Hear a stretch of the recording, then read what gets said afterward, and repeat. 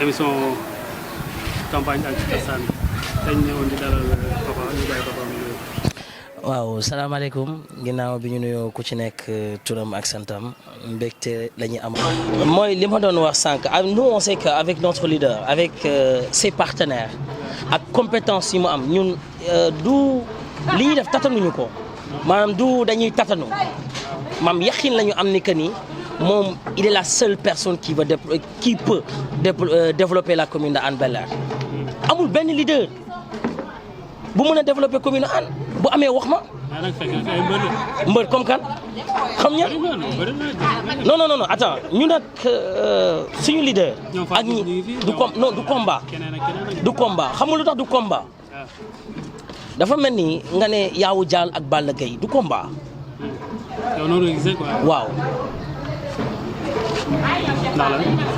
du combat parce que ñun ñoo ngi wan yaraax lan la ñu bëgg mën a defal yaraax bu ñu faloo alors que amaguñu poste.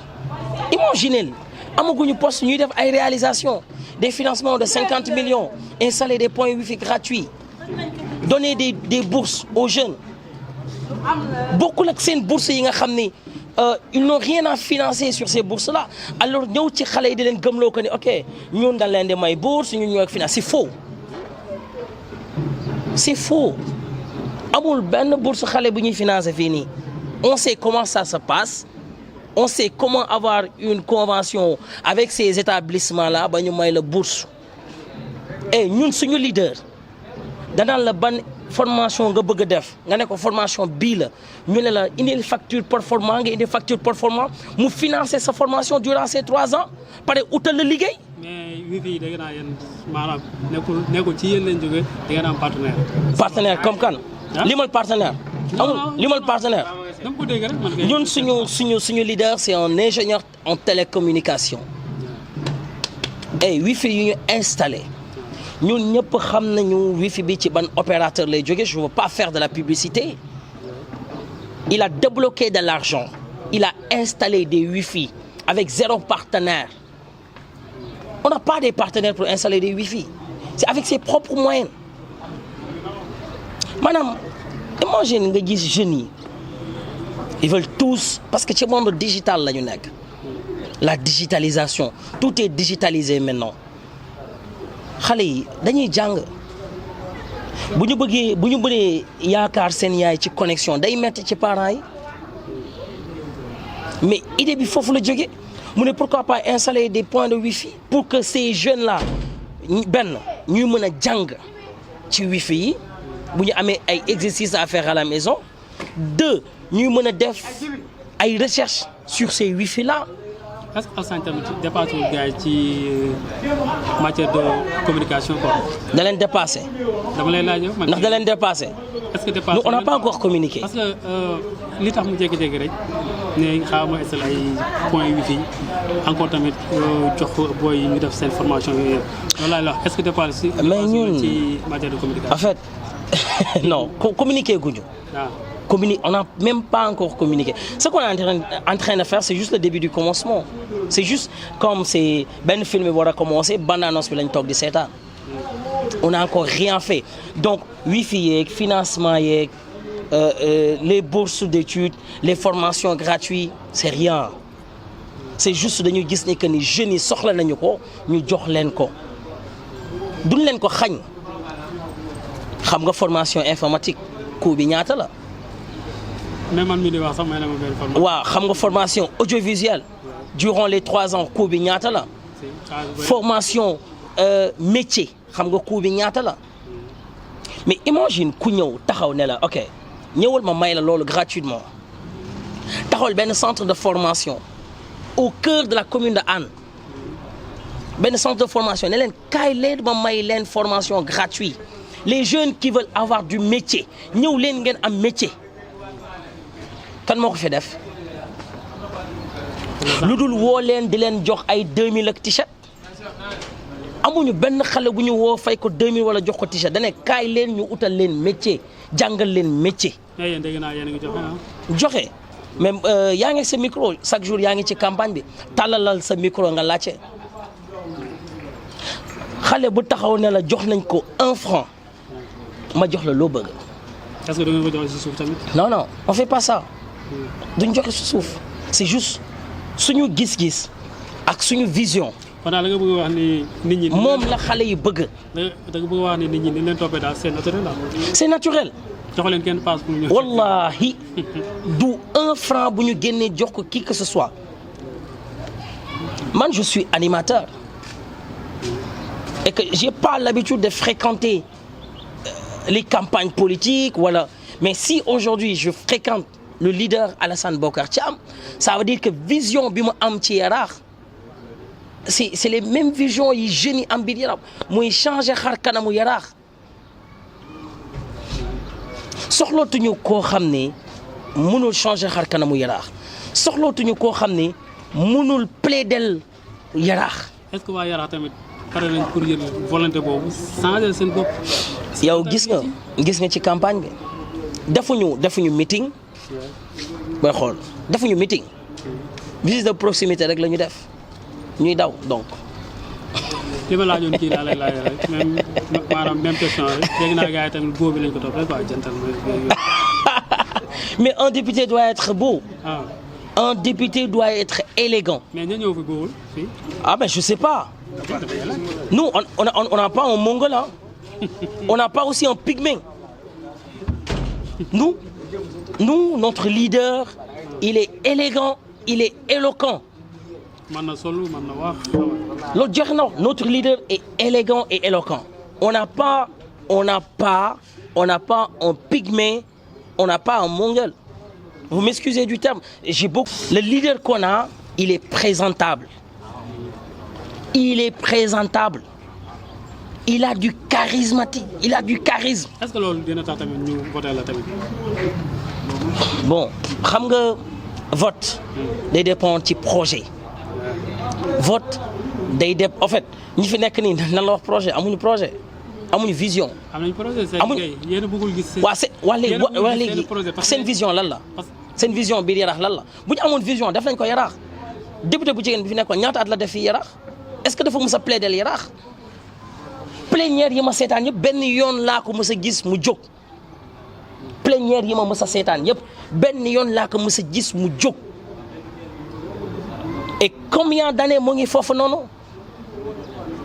borom biir bu ngande bi lan la defal Yaraax. maire merci.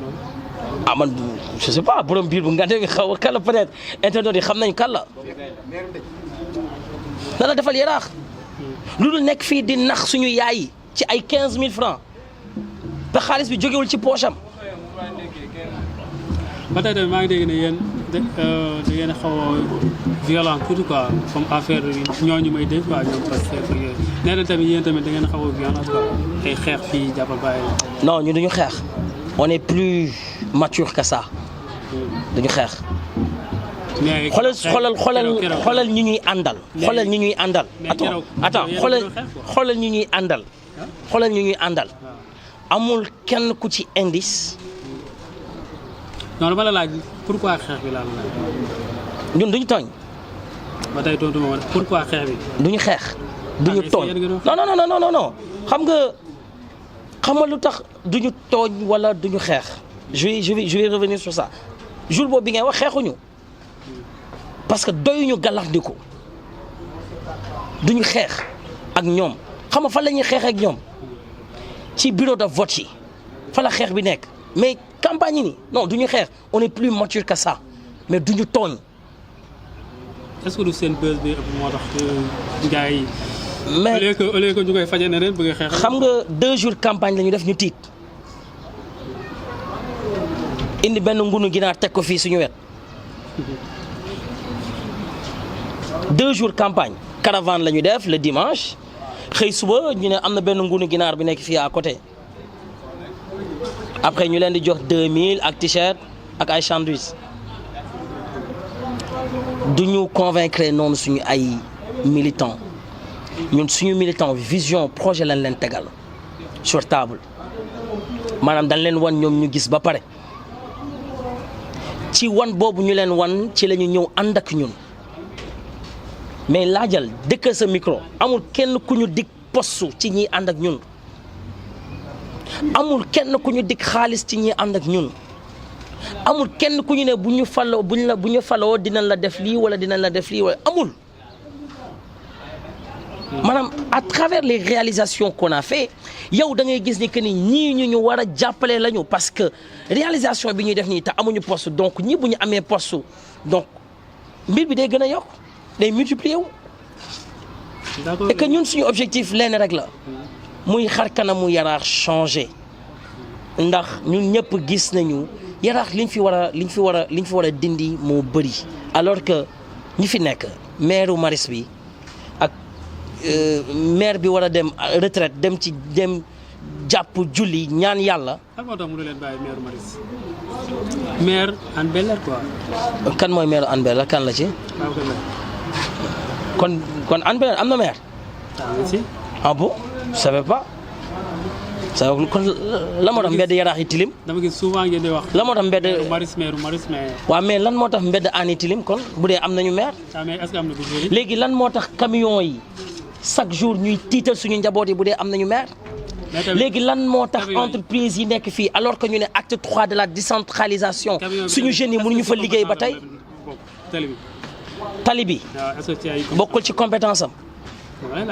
bokkul ci compétence am.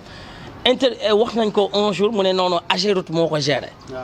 nga dem Ageroute ñu ne la commune Hann moo ko géré ñaata milliards lay delloo par année. Attends, il faut qu'on se dise là, il faut qu'on dise les choses telles qu'elles sont. ñaata milliards lay delloo par année alors que mu mën ko defaree commune Hann bi ki ngeen di woowee seen maire. maire ñëpp. maire Maristes. Maristes moo koy bale moo koy liggéey mais demal buntu këram fi mu gëmloo ñi que ni fa la dëkk. bañ na ko ba moo kii maire bi war a dem jaamu ji yàlla ñoo dend. Parce que ñoom ñaar ñoo mën a ànd. Dis-moi qui est ton ami, je te dis qui tu es. D'accord, xam naa kon le seul leader qu'on a dans la commune de Hann qui ferme pas ses portes, qui est disponible 24 heures sur 24, c'est l'honorable député Alassane Bocar Thiam. Mais parce que mooy seen leader tamit. Non. muy nga bokk doomu Yaraax nga ñàkk bokk doomu Yaraax à chaque instant que nga soxla ko il suffit juste nga woo ko téléphone. il décroche. bokkul ak ki ngay woow ñu naan la dafa voyager alors qu'il est dans son bureau. Mais ki ngeen woowee seen maire. waaw na jàppale xale yi ñu dem liggéey ndax li ko fi dese bëreetul gars yi mën ko jéggal maanaam entreprise yi nekk fi bëri nañu xale yi ñoo ngi jooy amuñu liggéey maire yaa ngi jooy géej gi amatul jën balaa maa dee chaque dimanche mu sol chemise bu nga ne kabam bu 1000 francs day dem seet setal bon na bàyyi loolu on n'a pas besoin de ça baie de Hann bii nii dañu soxla ki ñu koy plaider au niveau de l'Assemblée nationale. Nous on a besoin des espaces de loisirs dans cette commune on n'a pas un espace de loisirs tey pour am espace de loisirs dañuy jéggi pour manger quelque chose de délicieux dañuy jéggi pour jouer dañuy jéggi pour manger même glace pour lekk ko dañuy jéggi. mais loolu tamit est-ce que tamit nekkul ci population de Hann bi. bonne population. Hann Bel parce que tamit ay fast food foo dem lekk ak yooyu mais loolu tamit ñi dëkk ci dëkk bi war nañ ko mën a defaral seen bopp sans autant que maire bi. mais bu dee espace bi nga xam ne espace yi nga xam ne moom moo ko war a joxu leen ko nag mu xañ leen ko. mais suñu homme de culture yaa ngi jooy dama ko fàtte woon les rappeurs les artistes comédiens les danseurs ñu ngi bëgg a dee ils n'ont pas une salle de répétition nous n'avons pas une salle de spectacle et on a besoin de ces salles-là pour mën a dundee seen art. tey jii nii bu artistes yi amulee fu ñu répété amuñu fu ñu joué nan la ñuy dundalee seen njaboot yi dañuy obligé dem ci yeneen zone pour jouer foofu noonu wala dañuy obligé woo keneen pour mu ñëw stade bii nii récemment dama toog ak benn artiste bu mag groupe rap bu mag fii ci biir commune Hann mais bi ñu soxlawee stade bi pour def fi seen show spectacle mais da leen ko bañ a jox ci maire bi. waaw ndax lan. mooy yéen nag seen problème mooy neexu leen a jàpp quoi. non ñun. et pourtant jàppale ñu yomb na jàppale ñu yomb na ñun li ñu bëgg rek. mooy ku liggéey Yaraax. honorable ñi ko topp ñëpp vision boobu la ñu am kan moo mën a changer xar kanamu Yaraax du xaalis lañ ko toppee mais xar kanamu Yaraax tegal nañu vision bu leer naññi ñu gis ko tatanuwul maanaam nekkul di làmbaatu maanaam làmb fii nooy na xamal wala làmb déedéet li muy def da ko wóor da ko leer. mais yéen pourquoi seen xeex bi yëpp ngeen bëgg a jël rek teg ko ci maire bi te mën a lijjanti. mais mooy le premier magistrat de la commune. mooy le premier magistrat de cette commune. wala boog dañu ko bëgg a def Macky Sonko quoi. déedéet loin de là mais le premier magistrat de la commune moom war a defar commune bi waaw wala déet waaw léegi bu defarulee commune bi ñu jóg defar commune bi wan waa Yaraax que ni ñun mën nañu defar commune bi ñoo ngi nii di defar commune bi te dara xewul tey ci soo fan lañ jógee mais Marinage lañ jógee benn set setal bi ñu demoon foofu comme que moom mënu ko defar Maris la préféré liggéey mais nañ ko bàyyi mu liggéey Maris. su ma doon moom li ko fi dese bëreetul. su ma doon moom ne dama leen may sax lu ngeen wax damay jël maire bi ma yóbbu ko Maris. ah merci. merci beaucoup. dootu ko defati. maire bi papay kenn moomu ko maire bi yaayu kenn moomu ko. ah mais mi ngi liggéey ñu ñoo ko fi teg suñuy ay carte moo ko fal. suñu ay carte moo ko teg fi mu nekk nii du waa Maris mais xëy na sukkam yu bëri Maris la ñu nekk moo tax maanaam ñi muy àndal te duñ ko wax dëgg Maris la ñu nekk dañ ko waxul dëgg de moo tax dañ ko waxul dëgg parce que ñi ko jege waxuñu ko dëgg dañ koy nax naan ko yaa ngi liggéey muy gën a rëyal biir di dem di lekk riba. d'accord léegi soxlawuñu kooku. léegi lan ngay wax say militant le 17. en fait samay kàddu démb mooy sama kàddu tey dañuy def benn appel bu solennel képp kuy doomu Yaraax waxuma militant parti diw wala militant parti diw képp kuy doomu Yaraax te doomu Yaraax nekk sa fierté Yaraax nekk sa fierté foo dem di prôner drapeau Yaraax ba foo tëll ñu ne kii doomu Yaraax la seule chose que tu peux faire pour changer les donnes la seule chose que tu peux faire pour changer le bulldog qui est ici c'est de voter massive coalition Jubbanti Sénégal le 17 novembre. Jubbanti Sénégal. waaw. pourquoi Jubbanti Sénégal. waaw mais fii lu fi jubul dafa bëri de. gis nga suñu marché bi ni mu mel. waaw. lu tax amuñu centre commercial. mais yéen waxu leen Jubbanti Hann Bel-Air Sénégal ngeen wax. Jubbanti Sénégal mais Sénégal Hann Bel-Air Sénégal la bokk. waaw mais da ngeen waroon njëkkee Hann Bel-Air ba pare.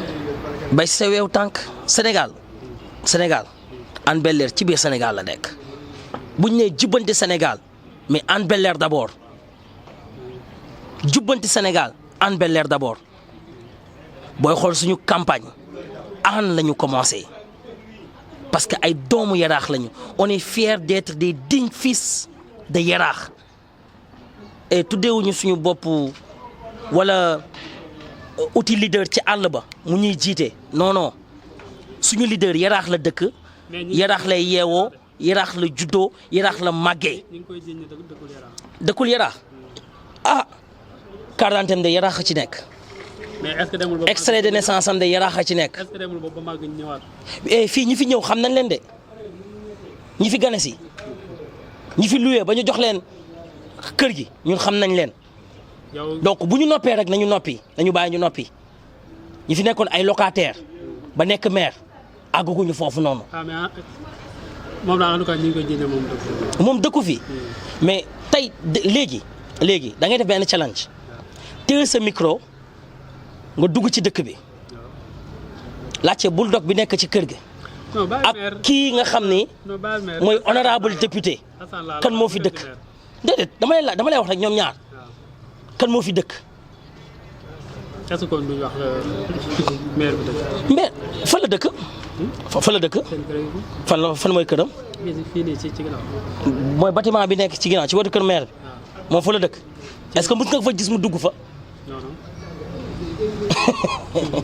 est-ce que mës nga ko gis mu dëkk fa. mu dugg fa xam nga dañ naan diw bu ñu nee kii fii la dëkk boo dee. jour bi mu duggee montagne sama yaram dafa daw ndax boo duggee gis maire yi ñu doon daw see di ñëw ci Alassane ak paa yi di ko ñaanal nga xam ne ñooñu soxla nañu changement tey fépp foo dugg biir Yaraax kàddu gi benn la changement la ñu bëgg changement la ñu bëgg kàddu gi loolu kese la. et que yaakaaruñu ko ci kenn ku dul honorable député Alassane Thiam parce que jàpp nañ ni kooku rek moo mën a taxaw assemblée plaider pour Dakar mais aussi plaider pour la commune de Hann Bel-Air parce que fii la juddoo fii la yaroo fii la màggee te xam na lan mooy problématique Yaraax moom dëkkul Tëngéej Yaraax la dëkk juddoowul Tëngéej ñëw Yaraax la juddoo Yaraax la màggee Yaraax la yaroo donc bokkul. donc campagne bi voilà et que tey dañuy continuer et que li ci kanam rawuli bët yow di nga gis ndax yaa ngi ci biir campagne bu ñu demee Yaraax képp di nga ne waxoon naa la ko di nga xam ne roy du nduroog pire te pomme du moromu new. sa dernier mot. sama dernier mot mooy déjà remercier tous les membres du mouvement de Doomu Yaraax. Remercier aussi les investis de la coalition Jubbanti Sénégal. Remercier aussi la cellule de communication de Alassane Bokar Thiam, honorable député. Remercier aussi la sécurité, surtout la sécurité de notre leader. Parce que café wuñu ko ñun ki ñu yor café wuñu ko fooye wuñu ko réewe wuñu ko leader la ñu yor donc foowuñu kuy foowuñu kuy kaf ak sa leader ñun suñu leader café wuñu ko loolu laa bëgg waa Yaraax xam ko que ni café wuñu ko dafa ñëw pour changer Yaraax dafa ñëw pour changer xar kanamu Yaraax et que naka ci waa Yaraax jàppale et que ñoo ngi woo ñëpp le 17 ñu teel a dem voter ji ndax balaa 18h carte yi mën a féete côté woo nañu ñëpp ñi jëleegul aussi seen carte électeurs yi daw leen ngeen dem jëli seen carte électeurs yi ndax pour xar kanamu Yaraax changer yéen la yéen a mën a dem jëli seen carte électeurs yi pour tey problématique yi ngeen di dund le manque d'emploi l'insécurité ak yeneen l'éducation l'environnement la culture li ngeen di kaas yëpp ba ci maraîchage bi li ngeen di kaas yëpp daw leen ngeen dem jëli seen carte électeur le 17 ngeen voté la coalition Jubbanti Sénégal mooy la coalition bleu blanc rouge avec jus à l'intérieur donc xamee li ngeen ko bu baax bokkul ak coalition yeneen yi bokkul ak aussi beneen couleur ku leen wax coalition Jubbanti couleur bu vert blanc la wala bu leneen du loolu bleu blanc rouge donc dama bëgg waa Yaraax yëpp waa Dakar ñu xàmmee bulletin bi la coalition Jubbanti remercie tout le monde merci beaucoup. Merci beaucoup. waaw bu ko defee suñu mbokku internet yi ñu ngi leen di nuyu di leen ziar di leen wax ba beneen yoon incha allah.